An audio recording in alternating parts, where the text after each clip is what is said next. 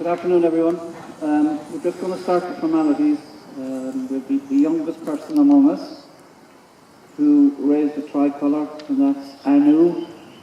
And Commodore Male Voice Choir will begin by leading us with our Unavil national anthem.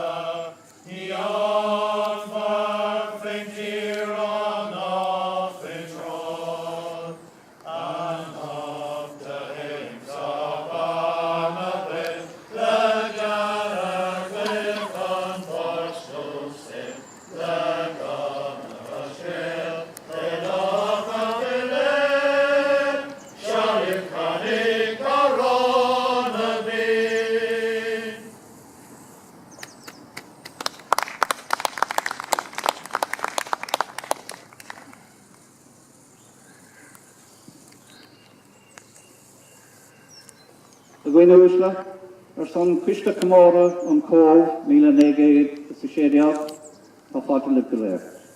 Ladies and gentlemen, on behalf of Cobh 1916 Commemoration Committee, we invite you all here today.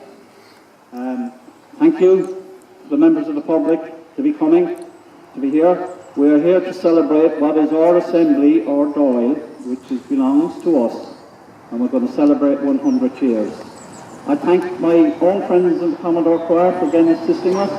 I welcome the members of the O&E here, all the residents of Westview, and I see two of our public representatives here, and Councillor Karen McCarthy and Councillor Dermot O'Tyler.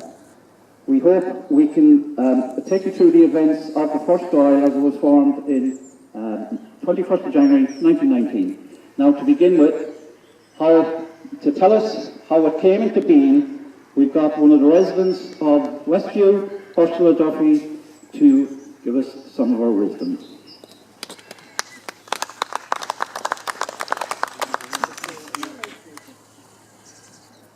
Good evening, everyone. Just a little bit of history.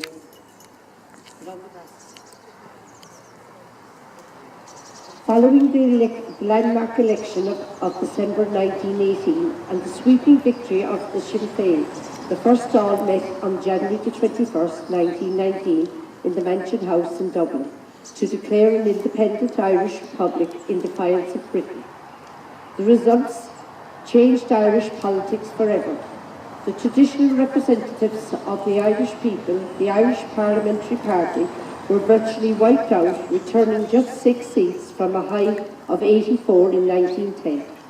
The full results was as follows: Sinn Féin 73, Unionists 26, Irish Parliamentary Party 6.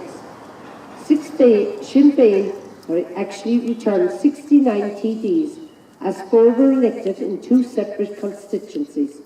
These were Arthur Griffin, Eamon De Valera, Liam Mellows and Owen McNeil. Of course, the result was also historical, with Countess Markovich becoming the first woman ever to be elected in Ireland or Britain. The reasons for the popularity of Sinn Féin included the execution of the 1916 leaders, the conscription crisis of 1918, and the 1918 representation of the People's Act. This Act increased the electorate in Ireland from 700,000 to approximate 2 million. Also, of course, a somewhat limited franchise had also been granted to women. Determined to carry out the mandate given to them by the people and their policy, never again to take their seats in Westminster, Sinn Féin convened the first Dáil on January the 21st, 1919.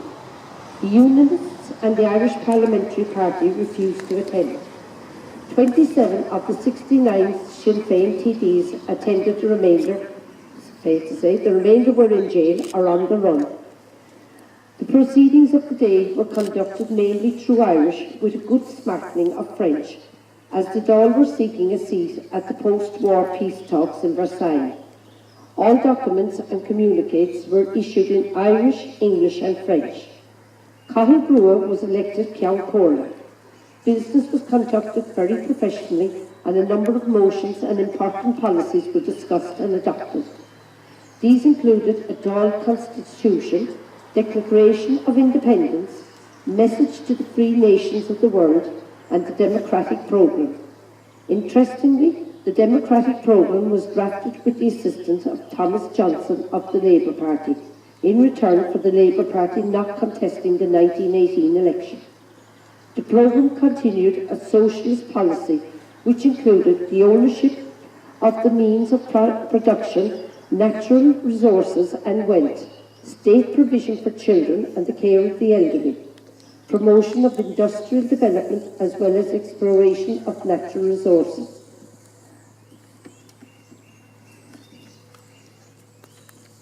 Labour Party inserted a clause that private property was to be subordinate to the public right and welfare. The first Dáil met on January the 21st, 1919, the same day that shots rang out in Salahead, County Tipperary, marking the beginning of the War of Independence. Thank you. Thank you, Ursula. Just a brief little note to that, because there can be confusion about the number of seats, etc. When the Dáil met, there was 29 signed in on the day. Michael Collins and Harry Boland were signed in. This was to conceal the fact that they were in Britain plotting to release De Valera from Lincoln Jail, which they successfully did later. So, to follow on, as Ursula said, there was many documents. We're not going to read them all. One of the most important ones was Message to the Free Nations of the World, and I asked Councillor Cheád McCarthy to read that document for us. Thank you.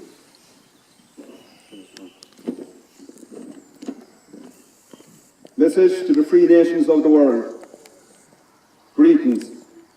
The nation of Ireland has proclaimed her national independence, calls through her elected representatives in Parliament assembled in the Irish capital on January 21st, 1919. Upon every free nation to support the Irish Republic by recognising Ireland's national status and her rights to its vindication at the Peace Congress. Nationally, the race, the language, the customs, the traditions of Ireland are radically distinct from the English. Ireland is one of the most ancient nations in Europe, and she has preserved her national integrity vigorously intact.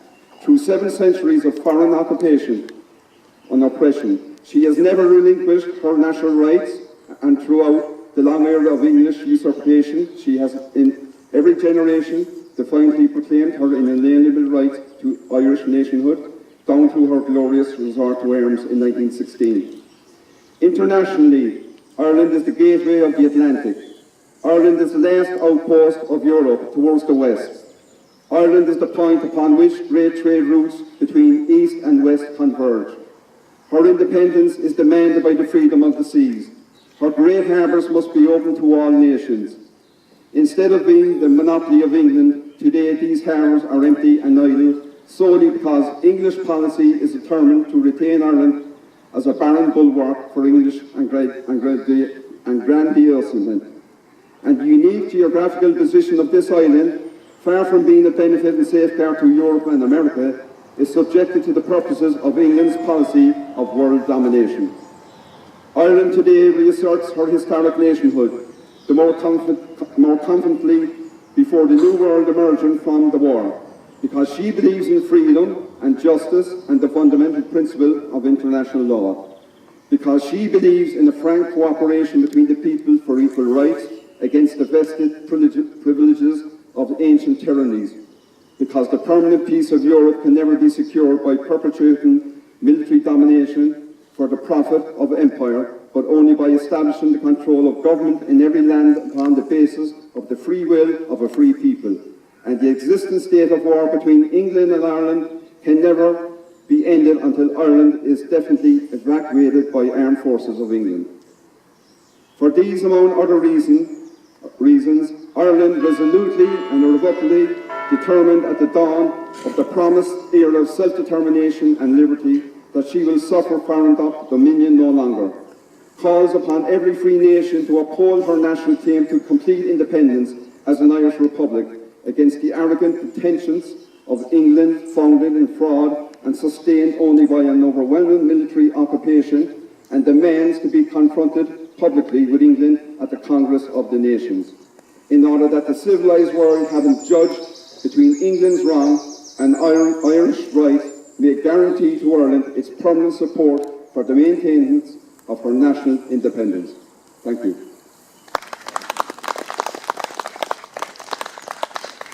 Thanks, Chair. Again, just by way of explanation, Ireland sought to sit at the peace conference. A lot of men had died thinking they fought a war for small nations. Now, Irish America and the French were being lobbied through Cheád for a seat at that conference. When Wilson and America contacted Lloyd George threw back at him that they still had power. Technically, the Unionists and the Irish Parliamentary Party had won 52%, Sinn Féin 46%, but that is not the true story. It was a landslide victory because Sinn Féin had another 25 elected, uncontested, with no ballot. Add in those votes, the potential votes, and you would see what a landslide it was. Now, one of the other major documents on the day, some people will never know it existed, like our proclamation in 1916, the first Dáil declared its own Declaration of Independence, and I asked Jimmy Halligan, Vice Chair of the Committee, to read that document. Thank you.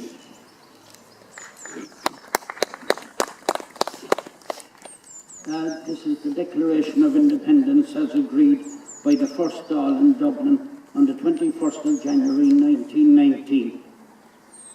Whereas the Irish people is by right a free people, and whereas for 700 years the Irish people has never ceased to repudiate and has repeatedly protested in arms against foreign usurpation, and whereas English rule in this country is and always has been based upon force and fraud and maintained by military occupation against the declared will of the people, and whereas the Irish Republic was proclaimed in Dublin on Easter Monday 1916 by the Irish Republican Army acting on behalf of the Irish people, and whereas the Irish people is resolved to secure and maintain its complete independence in order to promote the common weal, to re-establish justice, to provide for the future defence, to ensure peace at home and goodwill with all nations, and to constitute a national policy based on the people's will, with equal rights and equal opportunities for every citizen. And whereas at the threshold of a new era in history, the Irish electorate has, in the general election of December 1918, seized the first occasion to declare, by an overwhelming majority, its firm allegiance to the Irish Republic. Now, therefore, we, the elected representatives of the ancient Irish people in national parliament assembled, do, in the name of the Irish nation, ratify and establish of the Irish Republic, and pledge ourselves and our people to make this declaration effective by every means at our command. We ordain that the elected representatives of the Irish people alone have power to make laws binding on the people of Ireland, and that the Irish Parliament is the only Parliament to which that people will give its allegiance. We solemnly declare foreign government in Ireland to be an invasion of our national right, which we will never tolerate, and we demand the evacuation of our country by the English garrisons. We claim our national independence, the recognition and support of every free nation in the world, and we proclaim that independence to be a condition precedent to international peace hereafter. In the name of the Irish people, we humbly commit our destiny to Almighty God, who gave our fathers the courage and determination to persevere through long centuries of ruthless tyranny and strong injustice of the cause which they have handed down to us. We ask His divine blessing on this, the last stage of the struggle we have pledged ourselves to carry through to freedom. Thank you.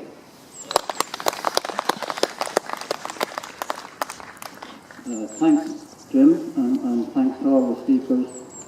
I'm just going to try and do a small synopsis.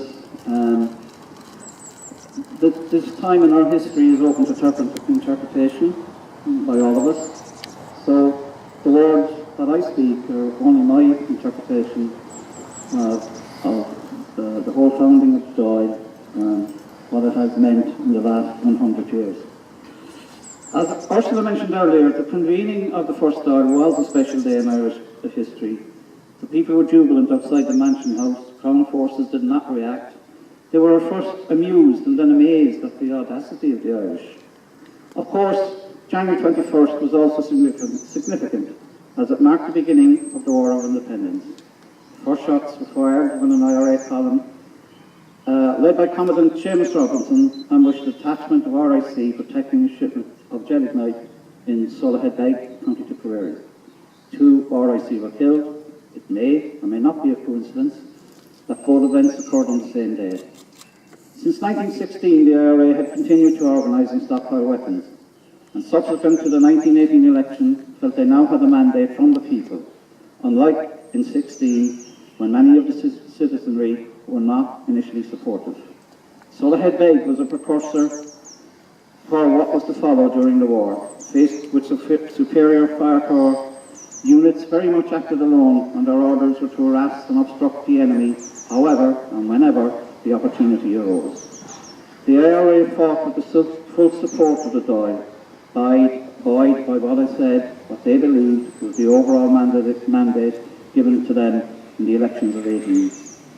So 100 years on, it may be a good time to reflect. We are a young nation. Indeed, the Republic was only declared in 1948. We are still learning. The Dáil declared an Irish Republic. That name itself is never recognised politically or through diplomatic channels. We are known as Ireland or the Republic of Ireland. Maybe it's time to revisit what we mean by our Republic. The Dáil is what it says it is. It is the assembly of the Irish people. They are there to serve and carry out the mandate given to them by the electorate. Just like the first Dáil, who fully supported and took responsibility for the actions of the IRA fighting the war. The Dáil of today, for some years now, has not lived up to the tenets of the proclamation or the Declaration of Independence. Just look at the shameful situation with homelessness and the crisis that is the health service. Unfortunately, we find ourselves under threat again, this time from Brexit. Like many of our problems through the centuries, there has always been, and still is, a solution, and that is Britain to leave Ireland once and for all. As I said, the Dáil is our assembly. They must listen to us. In the case of Brexit, there can be no ambiguity, no border, period. It is essential we as a people keep up the pressure on the Dáil. Regardless of political allegiance, we must let the TDs know where we stand. When you look at the Dáil of 1919, you see their pleas for small rations. Just like then, let us not be complacent.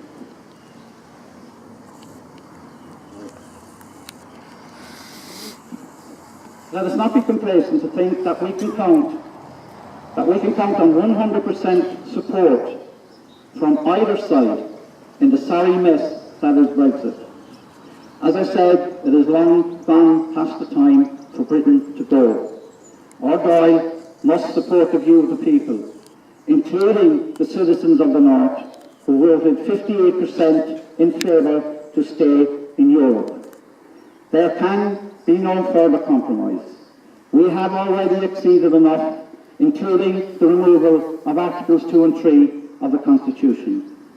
The Good Friday Agreement must not be jeopardised. Enough Irish blood has been shed in getting us this far.